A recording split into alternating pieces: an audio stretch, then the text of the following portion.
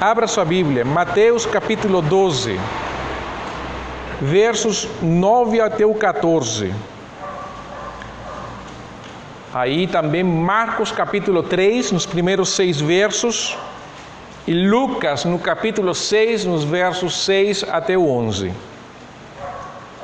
Mateus capítulo 12, Marcos capítulo 3, Lucas capítulo 6. Acharam os textos? Fica por enquanto com Mateus 9 até o 14. Partindo dali, Jesus entrou na sinagoga deles, e estava ali um homem que tinha umas mãos atrofiadas, e procurando uma razão para acusar Jesus, eles o interrogaram: é permitido curar aos sábados? E ele lhes disse: quem de vós é o homem que, se tiver uma só ovelha, e num sábado ela cair num buraco, não a pegará e a tirará dali? Quanto mais vale um homem do que uma ovelha? Portanto, é permitido fazer o bem no sábado. Então Jesus disse àquele homem: estende a mão. E ele a estendeu e foi restaurada como a outra. Os fariseus, porém, saindo dali, conspiravam contra ele para o matar. Marcos capítulo 3, versos 1 até o 6.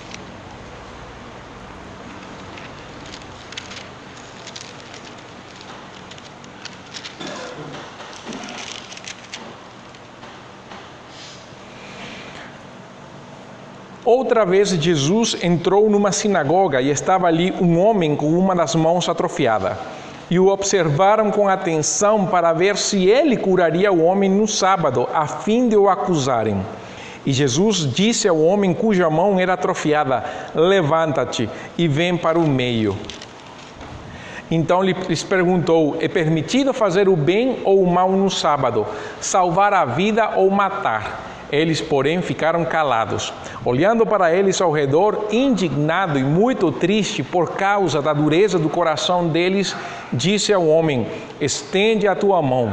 Ele a estendeu e ela lhe foi restaurada. Mas assim que saíram dali, os fariseus conspiraram com os herodianos contra ele, a fim de o matar. Lucas capítulo 6. Do verso 6 até o 11.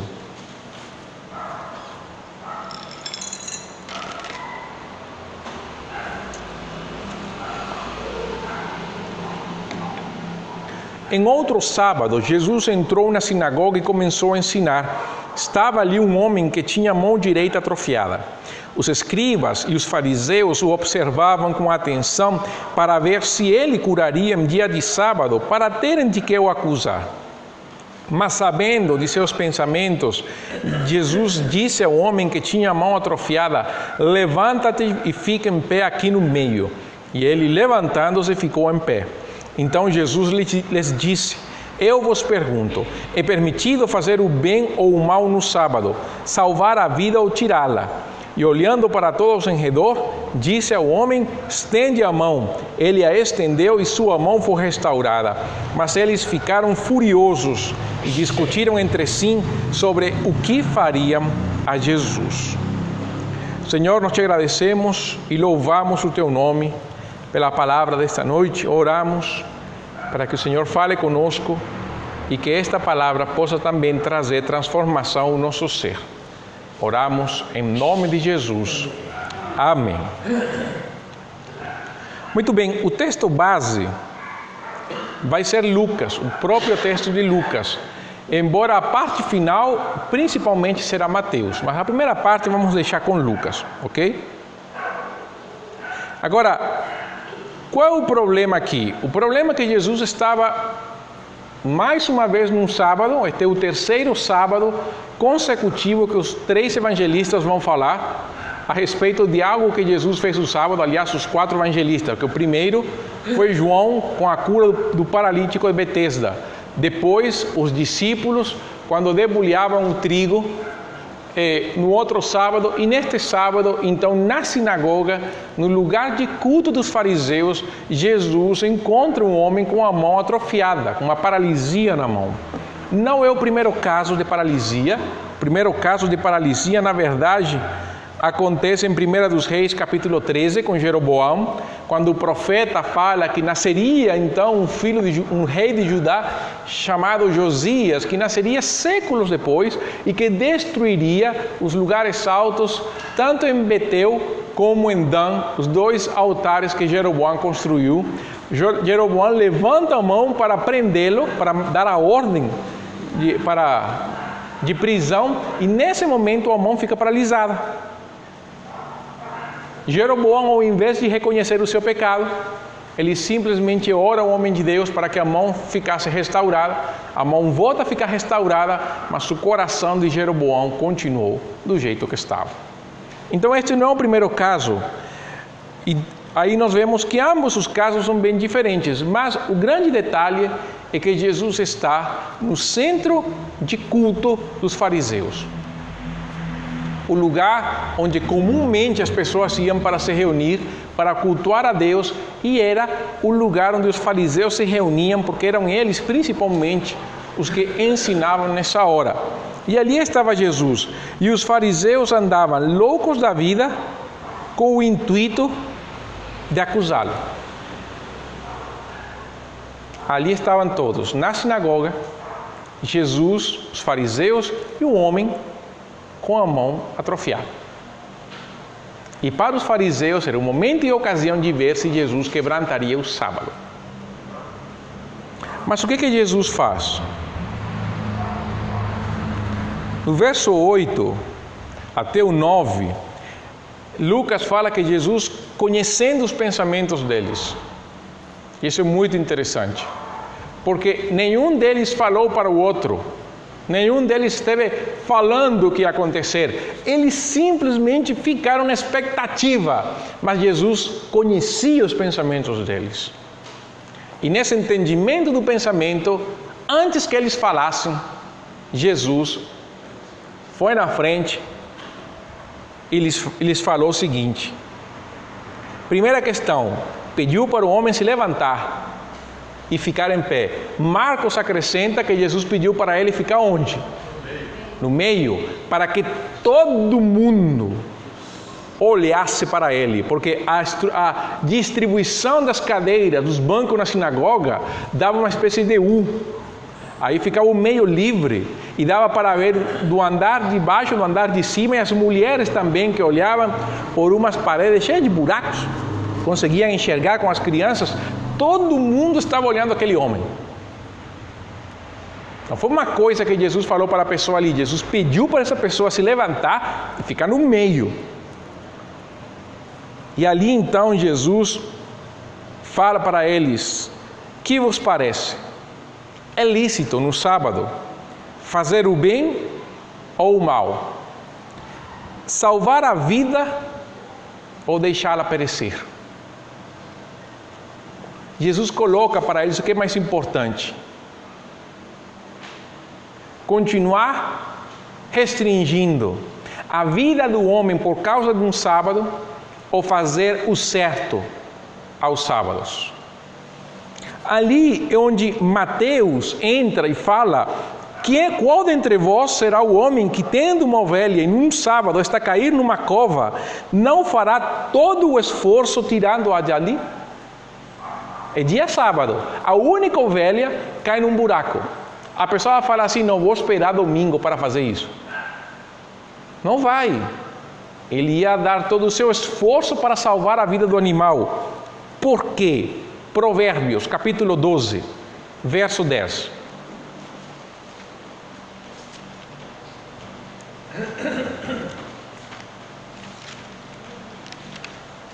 Provérbios.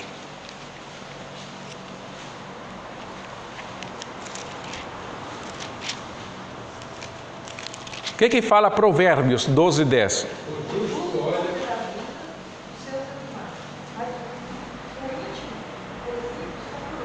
Então, o justo cuida da vida dos seus animais. Caiu a ovelha no buraco. era obrigação pela lei resgatar o animal. Obrigatório. A lei, na verdade, cuidava muito dos animais, das pessoas. O cuidado, inclusive, de impedir que o animal fosse briguento. Era muito cuidadoso, mas aqui Salomão é bem claro quando fala que o justo cuida pelos seus animais e o ímpio, na verdade, os explora. E Jesus apela à lei. O que você faria num sábado? O que é melhor? Deixar o animal morrer e quebrantar a lei, ou salvar o animal e cumprir a lei?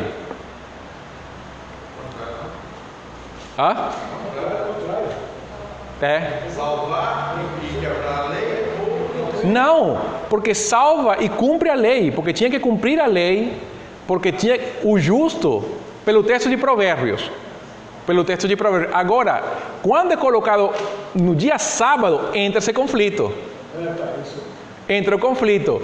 Eu vou guardar o sábado, mas eu tenho que cumprir a lei. Como que eu faço nessa situação? Porque eu tenho que salvar. Se eu salvo o animal, eu sou justo perante a lei. Mas se eu guardo o sábado, eu também sou justo. E para eles, salvar uma vida era considerado um trabalho. Não era um privilégio. Era uma obrigação. Esse era o conflito que Jesus queria que eles soubessem. Esse homem, pela sua mão atrofiada, ele estava impedido de fazer alguma coisa. Quem já teve alguma vez um gesso numa das suas mãos, em algum momento da sua vida? Quem não teve, parabéns, viu? Eu tive na minha mão direita aos 9 anos e eu tive que aprender a tentar escrever com a mão esquerda. Tentar. Nunca ficou lindo, nem precioso, nem nada. Uma coisa horrorosa, mas dava para ler. Mas para mim, com 9 anos, era um desafio de superação pessoal escrever com a esquerda. Aí era arremessar com a esquerda, abrir garrafa com a esquerda, escovar dente com a esquerda. Então eu tive esse privilégio de aprender a fazer isso. De fato, até hoje, quando eu aplico o maior esforço para abrir uma garrafa, eu uso a esquerda. Até hoje, 30 anos depois. Então, a minha foi na direita, mas foi bom, porque me ajudou a ver a esquerda não como uma mão sem uso, inútil. Eu criei uma utilidade para essa mão. Então, para mim, foi algo maravilhoso. Mas, neste caso, era uma paralisia atrofiada. Era uma questão que não tinha conserto. E Jesus coloca esse homem. Aí, quando Mateus fala, quanto mais vale um homem que uma ovelha? Logo, é lícito, nos sábados, fazer o bem. E quem está falando isso? Aquele que falou anteriormente, que é o Senhor do sábado. Então Jesus dá o verdadeiro sentido ao sábado. O sábado era o dia para fazer o bem. E quer saber? Isso não é novidade. Na lei isso já estava. Isaías 58.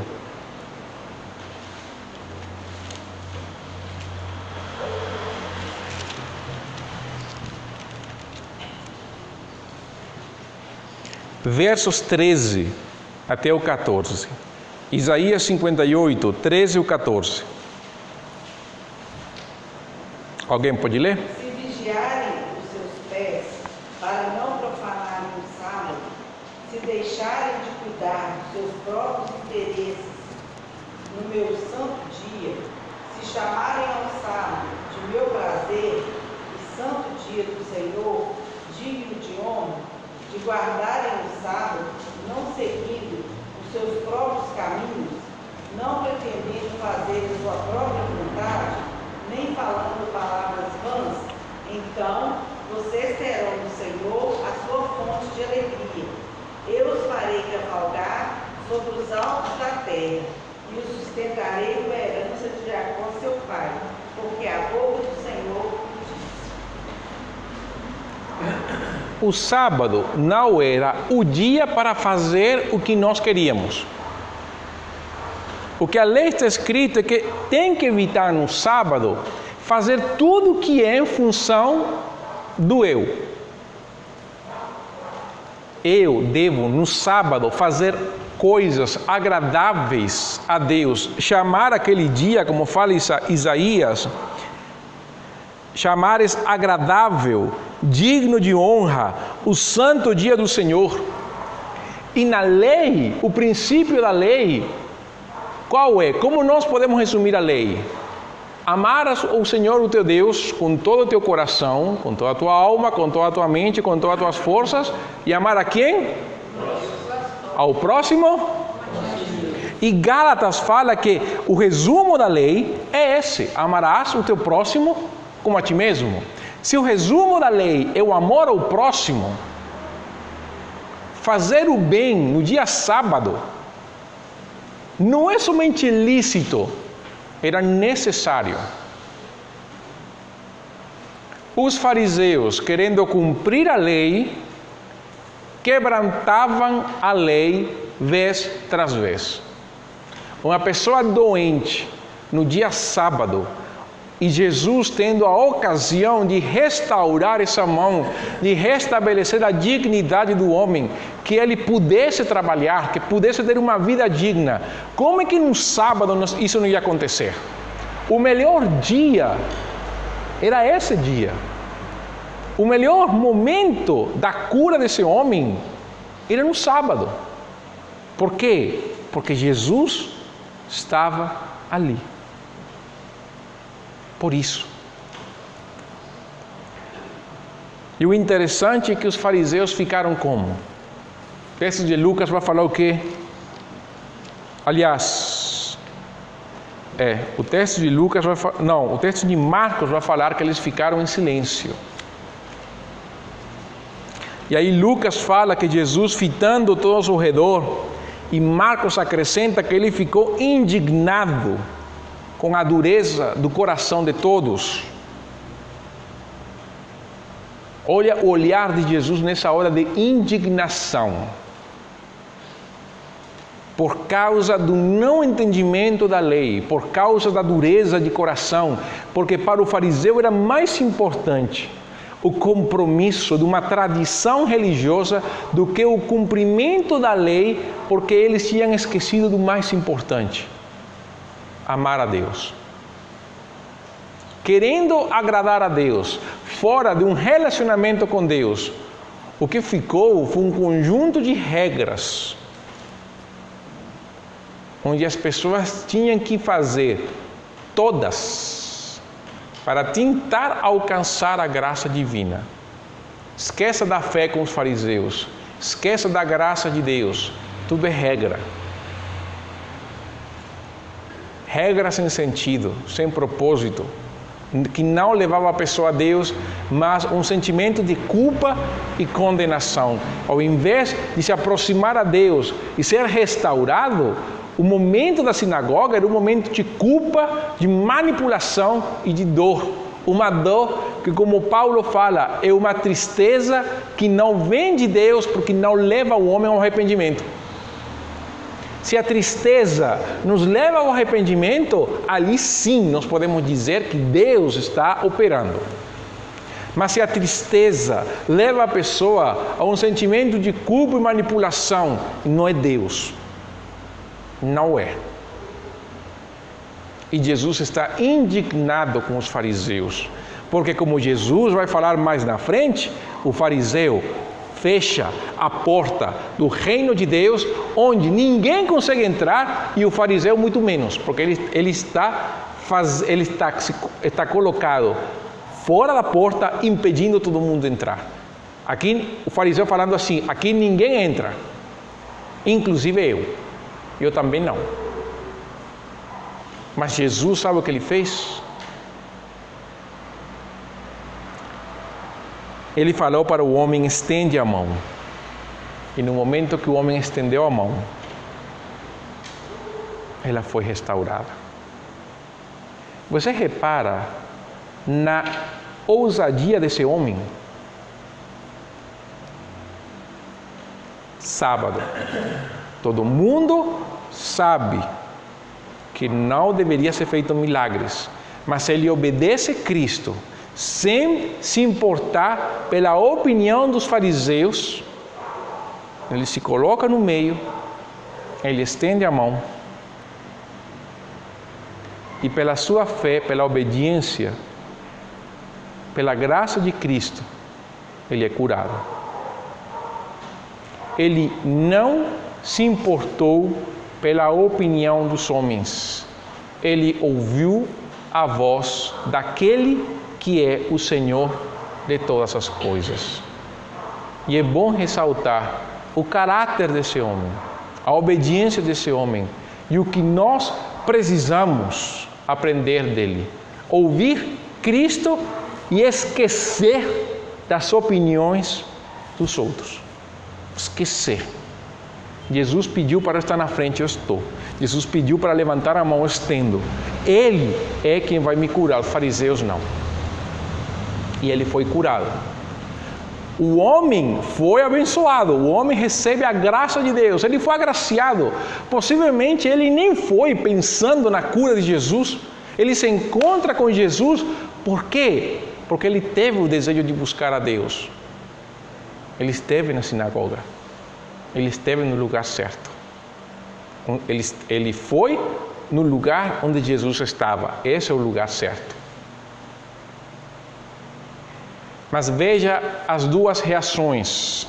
O homem recebe o milagre e os fariseus começaram, e acontece um milagre com os fariseus.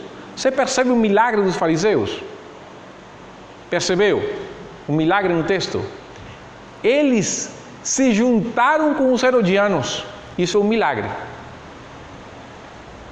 Porque fariseu e herodiano não se juntam. Os herodianos eram seguidores de Herodes. Amavam Herodes, faziam campanha por Herodes. Se eles tivessem rede social, eles teriam postado tudo o que é bom de Herodes. Os fariseus odiavam Herodes. Herodes não era israelita. Era idumeu, era da descendência de Esaú, era edomita. 2, Herodes foi colocado pelo Império Romano. 3, Herodes estava construindo o templo. Beleza, parabéns Herodes, você fez somente a sua obrigação. Mas da mesma maneira que estava construindo o templo para Herodes, lá em Cesareia de Filipe, estava construindo um templo ao imperador.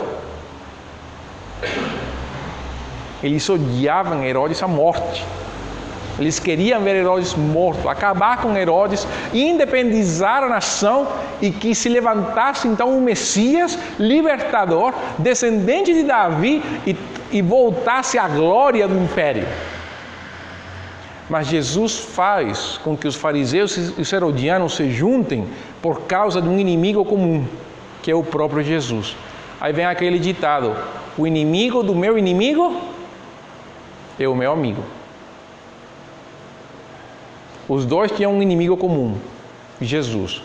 O fariseu tinha como inimigo Jesus, o herodiano tinha como inimigo Jesus. Então vamos nos juntar, nós temos uma causa comum, vamos matar o Messias. Isso é um milagre negativo. Mas Jesus faz isso. Jesus faz com que aquele que quer segui-lo, vai segui-lo até o fim. Mas aquele que o rejeita, vai se juntar com todo mundo que rejeita Jesus, mesmo que não concordem em coisas essenciais. Porque a causa comum para eles é acabar com Jesus. É acabar com a fé.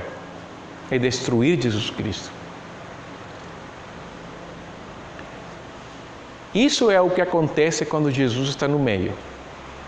A pessoa segue Jesus com todos os seus defeitos, com toda a sua vida, se rende a Jesus e anda nesse caminho, de subidas e descidas, de altas e baixas, mas sempre o balanço, sempre positivo, mesmo que seja bem raso, mas sempre é um balanço positivo.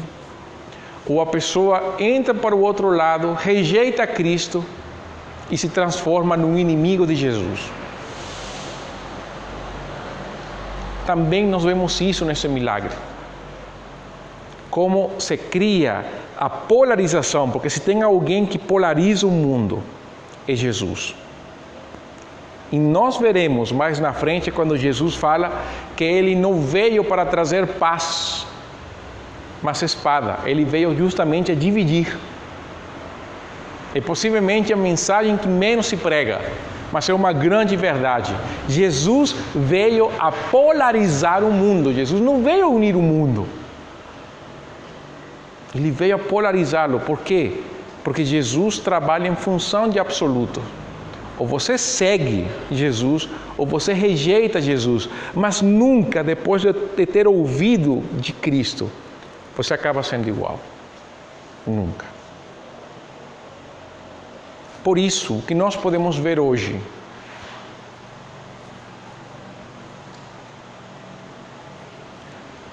é fácil, por um lado, nos desviar e ter o coração como os fariseus. Começar bem. A história dos fariseus, o começo da história deles é boa. É digno até de imitar o desejo deles serem santos, de se afastarem do pecado, de querer entrar na lei, mergulhar na lei, conhecer Deus. O fariseu começou muito bem. O problema foi que a história deles pesou no final.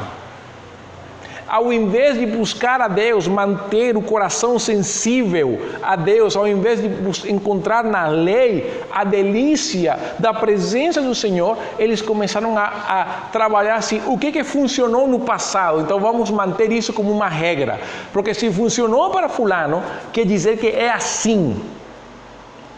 E aí começa regra sobre regra, tradição por tradição. Por quê? Porque fulano ensinou tal coisa, porque nossos antepassados fizeram tal coisa e se esqueceram de um detalhe. O que é que as Escrituras falam a respeito disso? Deixaram as Escrituras a um lado e permitiram que as tradições, o passado, a história falassem mais alto. Isso é muito fácil de acontecer, não é difícil. Aliás, é o mais fácil. Se dá certo no passado, deve continuar sendo certo no presente.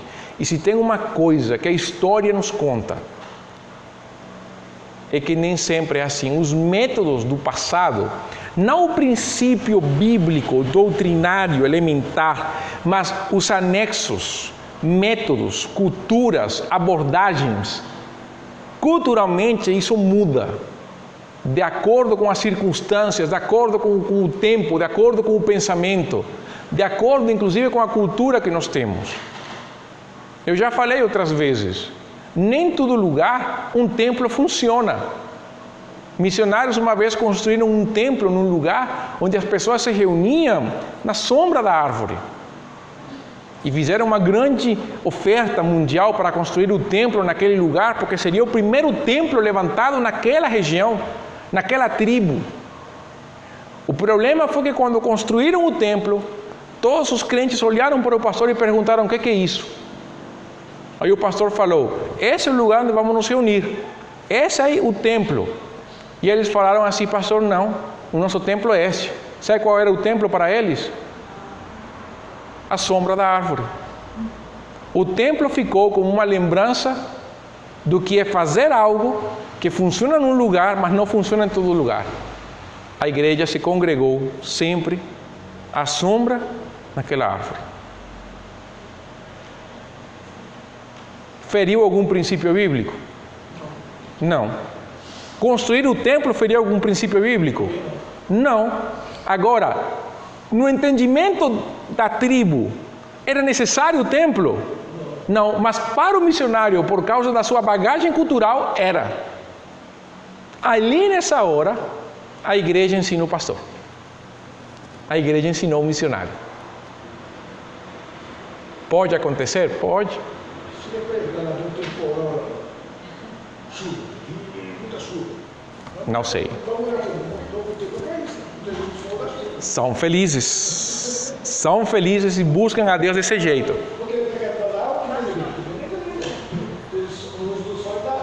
Enfim. Agora, um detalhe que nós podemos também aprender é justamente a atitude do homem da mão atrofiada.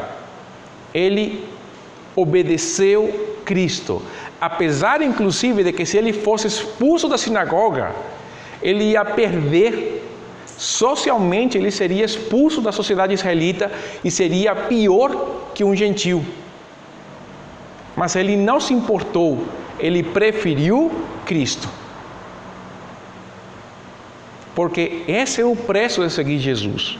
Nós podemos perder a nossa reputação por seguir Jesus, mas o que nós não podemos negociar é a nossa integridade. Venda sua reputação, mas nunca venda sua integridade. Como alguém falou uma vez, reputação é aquilo que os homens falam de você, mas integridade é aquilo que Deus pensa de você. Aí você pode imaginar o que é melhor. Esse homem nos ensina a fazer isso. O outro detalhe, nós não podemos ter medo de seguir Jesus. Seguir Cristo também envolve a possibilidade de não sermos mortos. Nosso contexto aqui no Brasil, isso não acontece. Mas nós podemos sim perder relacionamentos, nós podemos sim perder a fala de alguém, nós podemos perder inclusive empregos. Eu conheço o caso de uma moça que perdeu seu emprego por causa da sua fé. Pode. Mas deve valer a pena. Porque seguir a Cristo vale a pena. Que Deus nos dê esse coração firme para seguir Jesus até o fim. Aprender de Cristo a estar no lugar onde devemos estar, sem importar naquilo que vai acontecer depois. Jesus foi na sinagoga, sabia o que ia acontecer, ele não se importou, ele foi lá. Embora a consequência do fato gera a pregação do domingo pela manhã. Mas isso é outra história. Vamos nos colocar em pé nesta noite.